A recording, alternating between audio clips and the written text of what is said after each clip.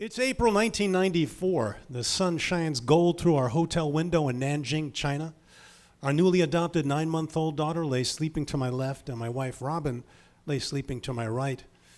Through my Sony Walkman's tiny speaker, Walter Giesking, my favorite pianist, plays Ravel's Le Tombeau de Couperin. It's a moment of perfection.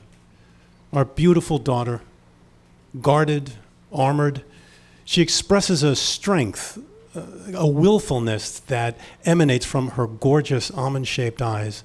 Almost like a christening, the moment the auntie from the orphanage placed Anna in Robin's lap, she immediately peed on her leg. Now, growing up, Anna's anger, hurt, and distrust at having been abandoned took the form of tremendous tornado-like tantrums. There was the overturned table at Odessa restaurant in the East Village, Robin saving the glass of orange juice, losing the mac and cheese. Anna bolted from the restaurant onto the sidewalk where a cop on a bike saw these two white adults chasing after this little Chinese girl. Now, he chatted with her, and sweetly, for the next couple of years, they would nod to each other as we all traipsed through Tompkins Square Park. She bit me, she bit Robin. She screamed bloody murder when a waiter at an Italian restaurant took her plate. Even though she had finished her spaghetti and meatballs, it was her plate. But no matter what transpired during the day, at bedtime, she would hold our hands so hard and so long. I mean, her hands are like vice grips. She simply wouldn't let us go until she was virtually asleep. When she was 5, we took her for an intelligence test to see if she can get into one of those Harvard-like elementary schools. And I was in the waiting room when the psychologist burst out of his office nearly in tears because Anna refused to sing back to him the song he sang to her. Apparently, that was the memory portion of the test. I mean, this guy was really distraught. He's like, she's not singing the song. And I said, it's okay. You know, to her, it's just a stupid song. But I remember looking back into his office, and she's standing there with her hands on her hips, just staring at us with that stoic intensity of hers, as if we were idiots. You know, she was always a great athlete, and once we were upstate, and this very obnoxious relative asked her in a very patronizing way, "Hey, little girl, you want to have a catch with me?" He knew not what he asked. I mean, she had a rifle for an arm.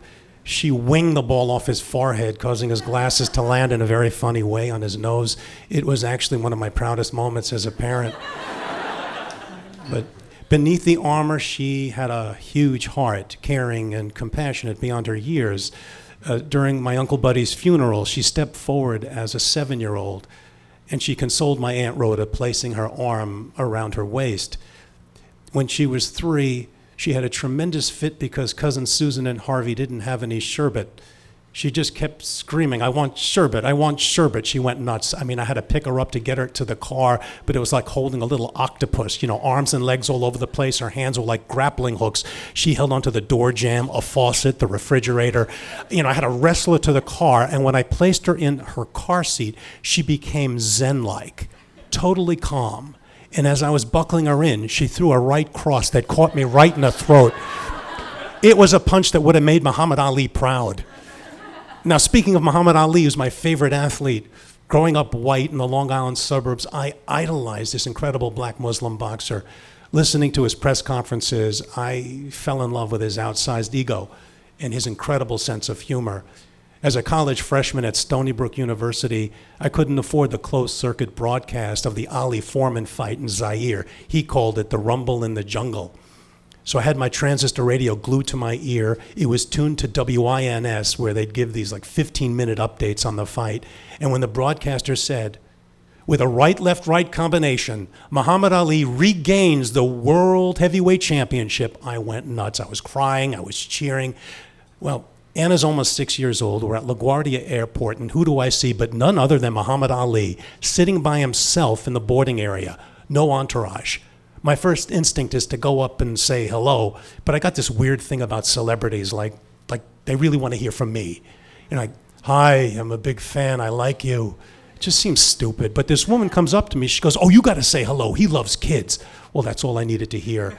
You know, Anna's holding onto my leg. I go up to him, I reach down to shake his hand, and at this point he is deeply affected by Parkinson's syndrome, and he's not speaking, although oddly, it seems as though he is. He's got this incredible aura about him. So I reach down, I shake his hand, and from the bottom of my heart, I say, thank you. He looks at Anna. His eyes get big.